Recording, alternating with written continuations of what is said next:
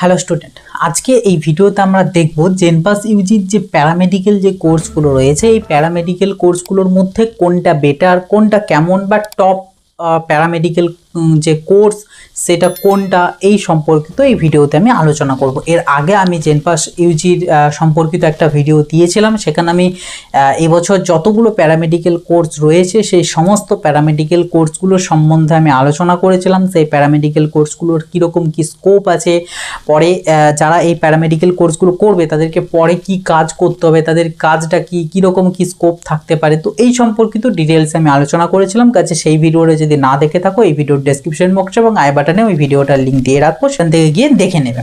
আজকের এই ভিডিওতে আমি আলোচনা করব ওই যে প্যারামেডিক্যাল কোর্সগুলো, সেই প্যারামেডিক্যাল কোর্সগুলোর মধ্যে কোনটা সবথেকে বেটার বা কোনটা সবথেকে ভালো, তারপরে কোনটা, মানে এক কথায় বলতে গেলে আমি প্যারামেডিক্যাল যে কোর্সগুলো সেই কোর্সগুলোর র্যাঙ্কিং দিয়ে দেবো।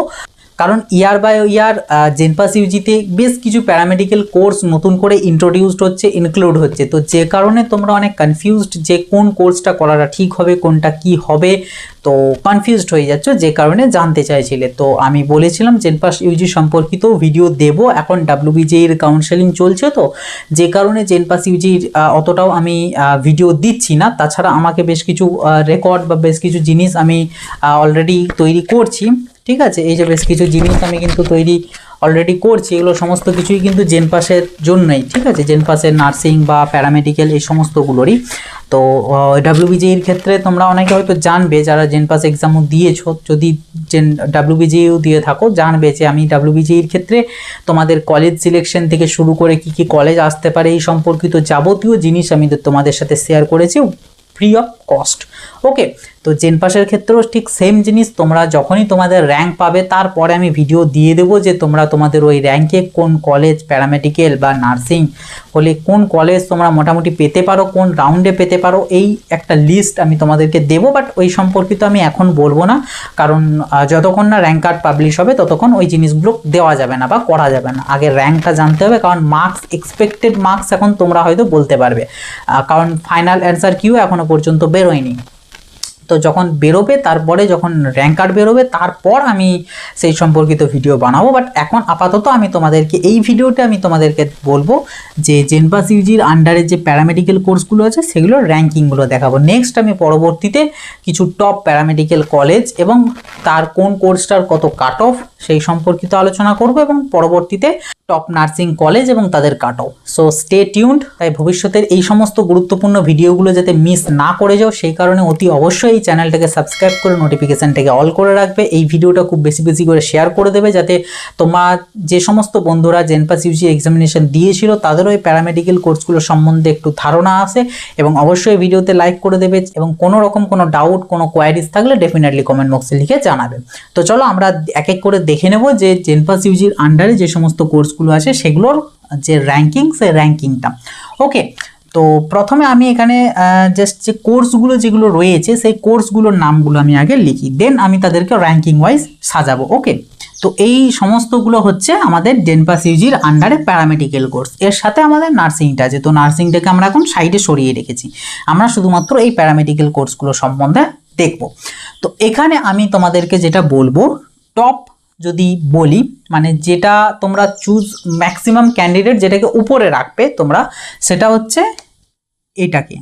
ওকে, 1 বিএমএলটি, 2 ওটিটি, 3 সিসিটি। এই যে এই তিনটেকে তোমরা চাইলে ইন্টারচেঞ্জ করতে পারো তোমাদের মতো করে, কারণ এখানে যতগুলো কোর্স রয়েছে এই সমস্ত কোর্সের মধ্যে থেকে এই তিনটে হচ্ছে তোমাদের সব থেকে বেশি ডিমান্ডেড এবং সব থেকে বলতে গেলে স্কোপ আছে বা বলতে গেলে ভালো। তো যে কারণে এই তিনটেকে তোমরা অল্টারনেট করে নিতে পারো। আমি এখানে র্যাঙ্কিংয়ে এটাকে 1, এটাকে 2, এটাকে 3 রাখবো। ওকে, দেন আমি তোমাদেরকে এখানে বলবো 3-এর পর তোমরা এটাকে চুজ করতে পারো 4 ফিজিওথেরাপি 5 নম্বর।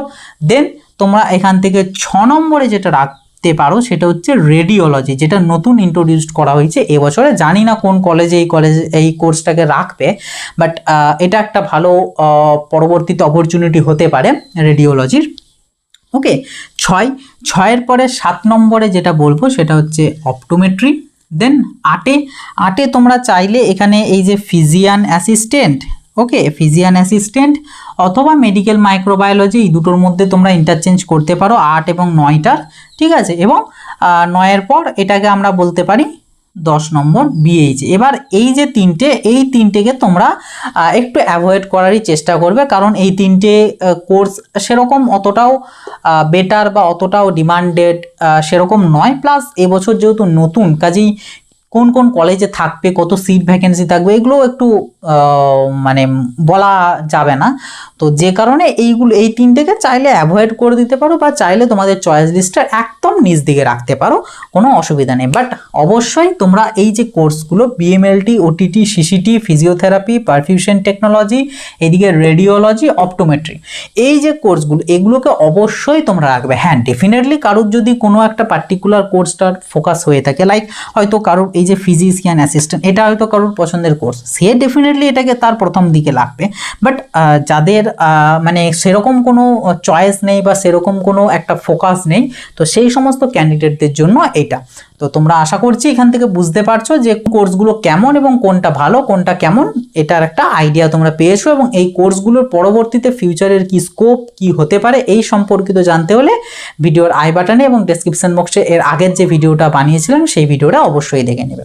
তো আশা করছি তোমরা বুঝতে পারলে, তোমরা যারা এই যে প্যারামেডিকেলের নতুন কোর্সগুলো বা কোন কোর্সটা কেমন, একদম তোমরা যারা নতুন ক্যান্ডিডেট, তো তোমাদের খুবই প্রবলেম হচ্ছিল বা হওয়ার কথা, তো যে কারণে আমি এই প্রবলেমটা ক্লিয়ার করলাম। এবং এই মতো করে তোমরা চয়েস ফিলিংগুলো করবে। এবং এখানে আরও একটা গুরুত্বপূর্ণ জিনিস, সেটা হচ্ছে চয়েস ফিলিং তোমরা কিভাবে করবে, কিভাবে করলে তোমরা যে অ্যালটমেন্ট সেটা পাওয়ার সম্ভাবনা থাকে, এবং অ্যালটমেন্ট যে প্রসেস সেটা কিভাবে হয়, অ্যালটমেন্টটা হয় কিভাবে, এই সম্পর্কিত ডিটেলসে আমি একটা ভিডিও অলরেডি বানিয়ে রেখেছি।